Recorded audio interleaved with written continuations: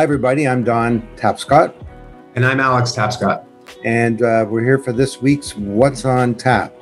So, let's talk about the crypto crash. This is Armageddon, right? Bitcoin hit $29,000. That's down 50% from all-time high. Ether, $1,900. Huge crash. Briefly for a flash, they're back up again. But doesn't this show what Bill Maher and others were saying, that this is all just a bubble, and this whole, not just crypto thing, but blockchain thing is over? No, not at all. The two are frankly unrelated. I don't think it shows that it's, a big bubble or that it's not a big bubble. Bitcoin and crypto assets are still a venture market. And if you can imagine all public, if all private companies, venture-backed companies, early stage companies, they all traded on a market where you can buy and sell them any given day, the volatility would probably be pretty significant. And so it's no exception with all of these cryptos as well. And that's also worth considering the fact that Bitcoin's flat on the year. In fact, actually, I should say, even at its low point today, it was just flat on the year. And right now it's actually bounced from its lows another 30%. So, it is volatile. Nobody denies that. Beneath the surface, it is getting a little less volatile, but I think that's a characteristic of the asset class. But the more important issue here to look at is not the price so much of the individual assets, but what's happening with the underlying technology. And by all measures, Bitcoin and more importantly, the broader blockchain space is firing on all cylinders and growing at full speed, full strength. If you look at everything from what kind of large companies are embracing Bitcoin and digital assets, everything from Visa to PayPal to Square, Tesla, and so forth. If you look at the interest in Ethereum as a platform to run and build applications, you're seeing an absolute explosion of new applications like stablecoins, NFTs, just decentralized finance, everything from lending to insurance, really just absolutely growing like crazy. So, you have to look through these individual price moves at the broader picture. And the broader picture speaks to an industry that is robust, that's healthy, and that's growing. Yeah, well, in terms of volatility, if you look at previous Bitcoin dips, I just made a little chart here. 2011, from $35 to $2. 2013, from $220 to $70. 2013, from 1,000 to 200. 2017, from 20,000 to 3,000. And so now we've got today. And if you look at a chart like this, you'd always be thinking, gee, I wish I'd been around when it dropped and I would have bought a bundle. So there it is on the chart. It's down. I'm not saying we don't give investment advice on what's on tap, but the arc of this thing is clearly positive. And, there'll be lots of volatility and lots of surprises, and everyone should be very cautious. But on the other hand, this is not going to go away. And I would also add that when it comes to blockchain per se, the implementations of this technology continue inexorably. And at the Blockchain Research Institute, we're constantly discovering these great new use cases that are not just pilots, but actual operational systems. And it speaks to the argument that we've made that this is not some interesting new technology. It represents an internet of value. Yeah, absolutely. Well, a couple of points on that. You mentioned the previous cycles. It's worth also noting that the last time Bitcoin hit an all-time high, it had 4 times where it went down at least 30%. Of those, 2 of them went down 40%. So we've only had a couple of those moves so far in this cycle too, suggesting obviously that there could be more room to run. It also reminds me of this joke. Someone sees the Bitcoin price go down 20%. They say, see, I've been calling it a bubble since 2014. Well, of course. That person has just done the opposite of what they said.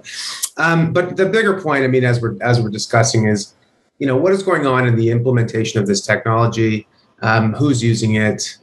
Is it getting adoption? And, we talk about Bitcoin a lot because it is the largest digital asset. But, Bitcoin is the beginning of the story. It's not the end of the story. We've talked about how projects like Ethereum and others are creating the conditions for new applications beyond just money and payments, even though money and payments are obviously very profound.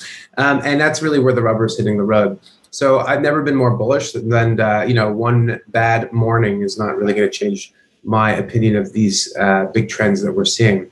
Speaking of big trends, one of the things that's unique about blockchain is that it's truly global in nature. The first era of the internet was kind of captured by the US and a few other places.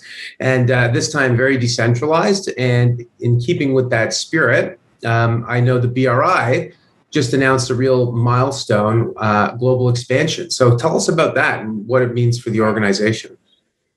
Well, we've been fundamentally a North American think tank. And, we've been doing well. We survived the pandemic, and we're growing quickly, but not just in North America. So during the pandemic, we launched the BRI in Europe, and it's an operation that's based in Germany, and it's doing well. But we were approached essentially by other geographies about creating the BRI there. So we have some really wonderful partners. In Africa, we launched this is yesterday or today. We launched the BRI Africa, and our partner there is Standard Bank, it's the largest bank in Africa, and they are going to, at a senior executive level, roll this out across 5 countries in Africa. And this can make a huge difference, of course, because blockchain for humanity, blockchain for good, all the things that we've been talking about, ironically, and Standard Bank is fully supportive of this, decentralizing finances and making financial applications and access to all the stuff available to large numbers of people and bringing them into the economy, solving the remittances ripoffs, a $1 trillion industry. Where people are getting charged 10 to 20% to send some money across the border. You ever heard of cross-border email charges? These charges shouldn't exist. Stuff like land titles, where 80% of the land titles in Africa are not really enforceable. And so those are 3 of a couple of dozen key use cases where blockchain can be transformative in that continent. We've also got a great partner in Bosagora in launching BRI in Korea. And in one of the largest cities in Korea, it's called Busan, a new mayor was elected, and part of his campaign was they wanted to make that city the blockchain center of the world. And so we're going to be working with the mayor, and I'll be traveling over there to meet with him and to hold a whole number of business discussions and initiatives in the fall, as soon as the travel is fully available. Yeah. And so that's pretty exciting. And then we've also, yeah. And then we got the BRI in the Middle East too, and that's 9 countries. So, and we have a wonderful partner over there. So, and get ready for more, because as just in the last 24 hours, as we've made these announcements, a number of other geographies have inquired about setting up the BRI in their area. That's fascinating. So what exactly is involved in setting up, or what I should say, what are these local partners going to be doing specifically? You mentioned a few areas, in Africa, where obviously there's huge potential. I mean, people are underbanked, land titles are unreliable. In general, the metabolism of money and finance is incredibly slow and inefficient. So clearly there's an opportunity there. Are there any specific kinds of projects that you're going to be working with them on? Well, the way it works is that they all have skin in the game. So they're helping fund the overall global company. Mm-hmm. But we work with them to sell local memberships to the BRI, and then they service the local members, helping do exactly what you're describing, launch initiatives in their region. And it's very different regionally. In Busan, they're talking about creating Busan as a global metaverse ecosystem and hub, where they want to create a virtual world for people to participate in this stuff. In the Mideast, you've got big centers like Dubai that wants to be the first truly blockchain government in the world. And in Africa, the old leapfrog opportunity that existed with originally with telephony, where many of these countries leapfrogged landlines and went directly to mobile.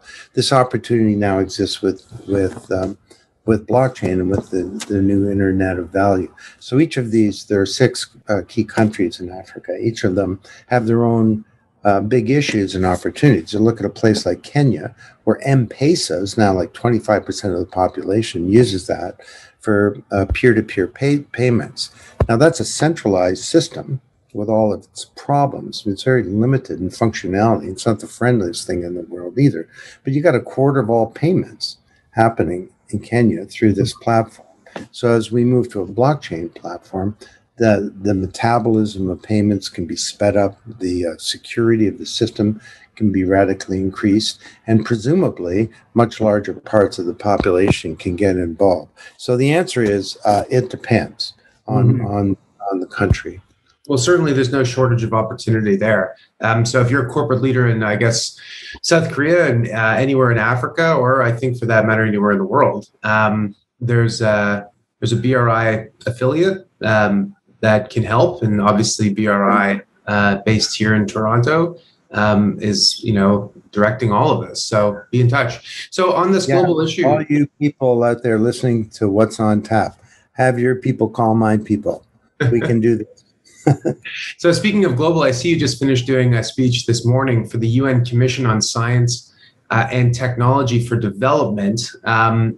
Now, they, I think, have talked about blockchain for sustainable development before, the prospects and challenges. There was even a report from the UN Secretary General by that name. What was your take on the report, and what were you trying to get across at this meeting at the United Nations today? Well, the report, shockingly, is not bad. I say shockingly because these big bureaucracies sometimes have a lot of trouble kind of figuring stuff out. But it's called Harnessing Blockchain for Sustainable Development. So for those of you who are not plugged into the SDGs, these are 19, I believe, goals that the UN has. And they're around the things that we've been talking about: financial inclusion, climate, protecting the environment, justice, and so on. And it turns out that for all of these 19 sustainable development goals that the UN, very ambitious goals that the UN has adopted, blockchain plays a role in every one of them.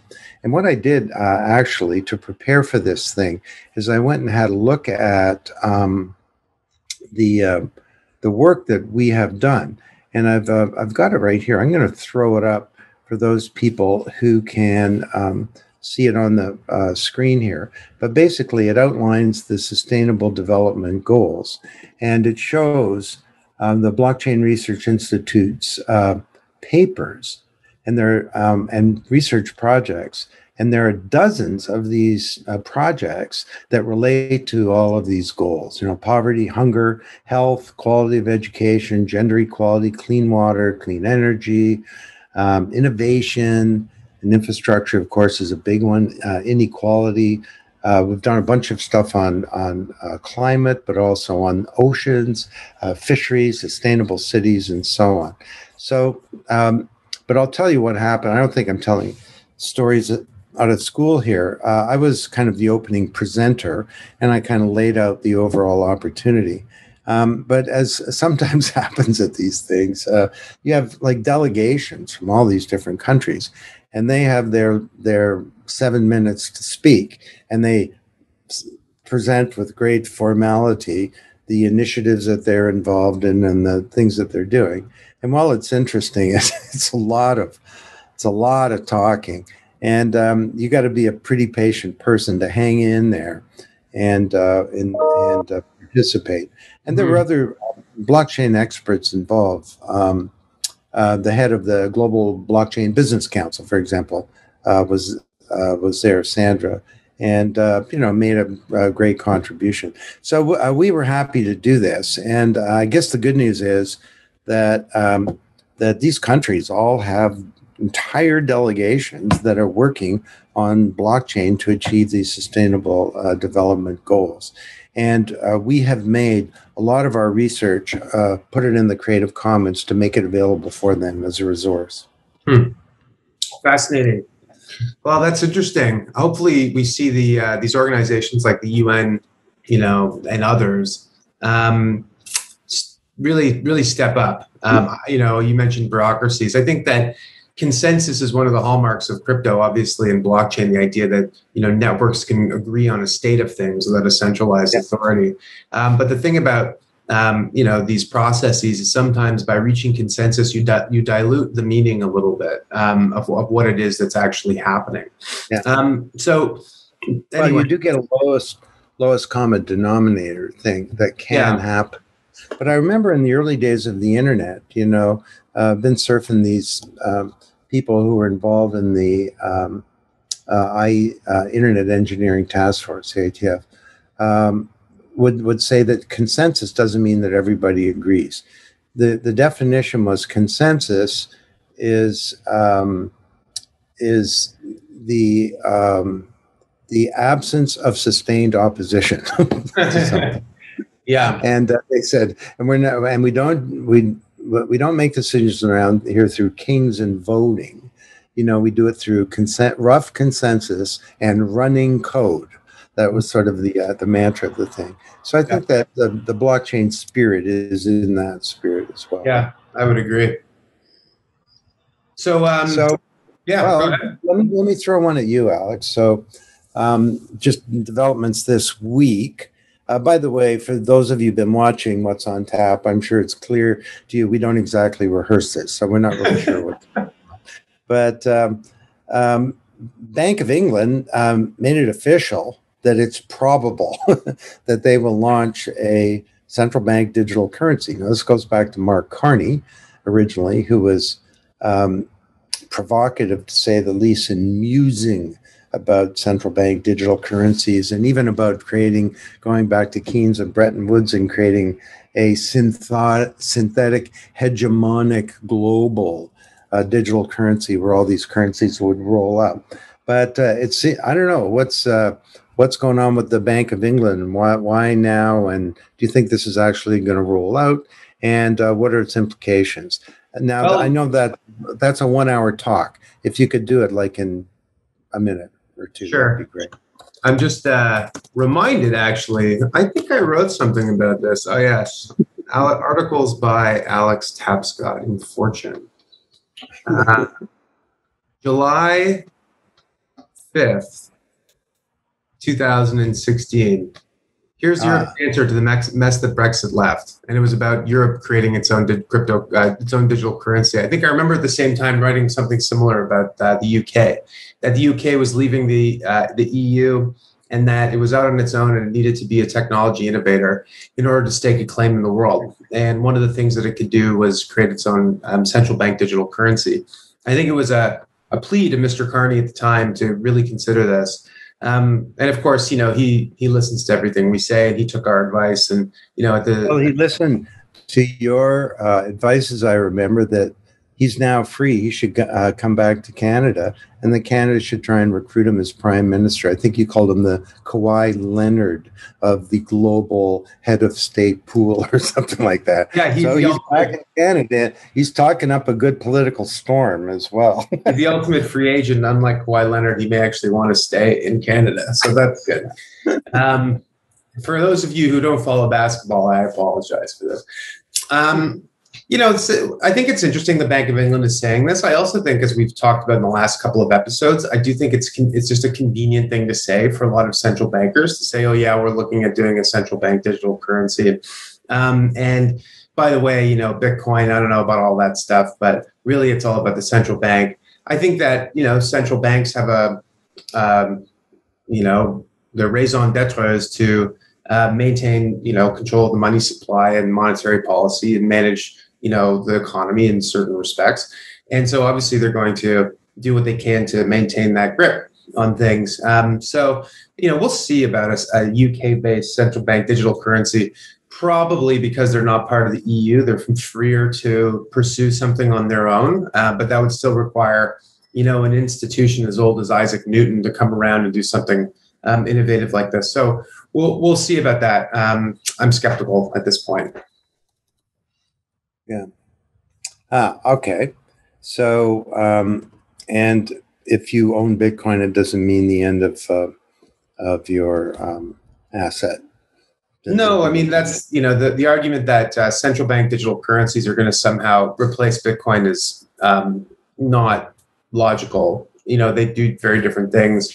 Central bank digital currencies, like regular central bank issued currencies, are designed to decline in value, so that you spend them. If they went up in value, why wouldn't you just hold on to them? Bitcoin is obviously very different. It's something that, notwithstanding dips like today, has gone up consistently in value because of characteristics that are not endemic in fiat currencies. They're unique to Bitcoin and certain other assets like gold. So they're totally different things. Yeah. All right. Other stuff in the news, maybe we'll end with this. eBay is allowing the sale of NFTs on its platform. Wow. You've made it when. I think they also sell Beanie Babies on eBay, so I don't know what that means about NFTs. But a Beanie Baby is a real thing. Yes. So I guess NFT is a real thing. Yeah. Well, I don't know what's a bigger deal. Is it eBay, or is it the news that Merriam-Webster is going to be adding NFT to the dictionary? You've made it when. But in this case, they're doing something special.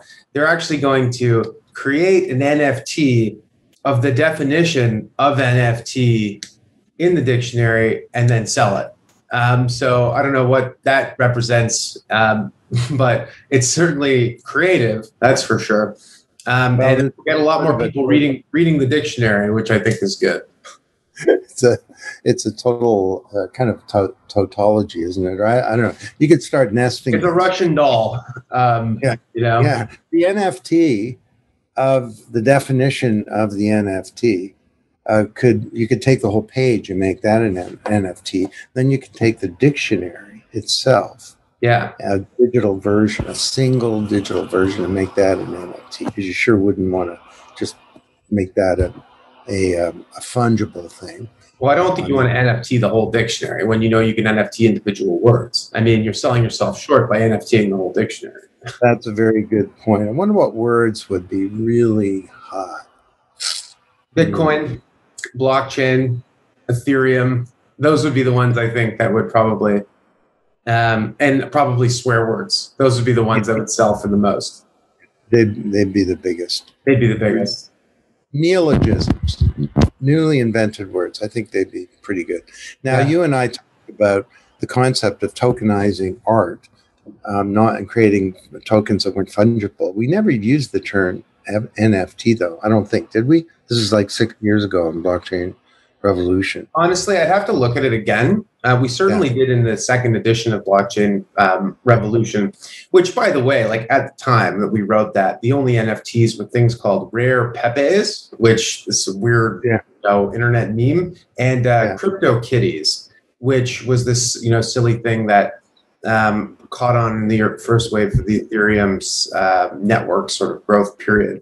But I think at the time we said, silly things can be important, because if people laugh and have fun with a new technology, then they are more likely to adopt it later on. It's the same reason that Elon Musk strapped a Tesla to the top of a rocket and blasted it into space. It's good PR, but it's also a fun and silly thing, and it highlights both the rocket technology and the Tesla.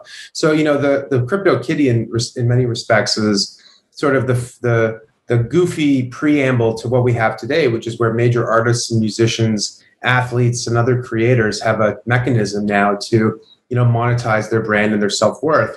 And honestly, people joke about NFTs. I think they're perfectly legitimate and very interesting. People own NFTs for the same reason that they own art and other collectibles. They maybe have an emotional connection to the artist or to the personality, and they want to own something unique. Maybe they want to resell it later on. That's certainly why most people buy art, is because it's a marketplace and it's an asset class. And maybe they like the status that is conferred to them by being the owner of something unique and very special. There's nothing really different between owning the Michael Jordan rookie card or the piece of physical artwork, and an NFT that represents something similar. They do the same things financially and emotionally, and so therefore I think they're basically the same thing. Yep. My mother, who I love deeply, your grandmother, the one mistake she really made in my life was I had the entire set of the cards of I think it was 55 Yankees that won the World Series. And when I went to university, she chucked them.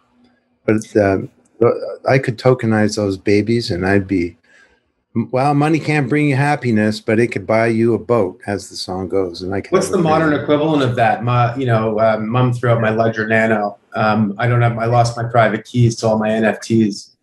Except the difference is the reason why mums threw out cards is because they took up space in the attic, but NFTs take up no space. So hopefully there won't be as many unforced errors like that in the future. So, all you moms out there, don't throw away your kids' wallets. Okay, that's the lesson for today. One other lesson for those who can see on the screen here.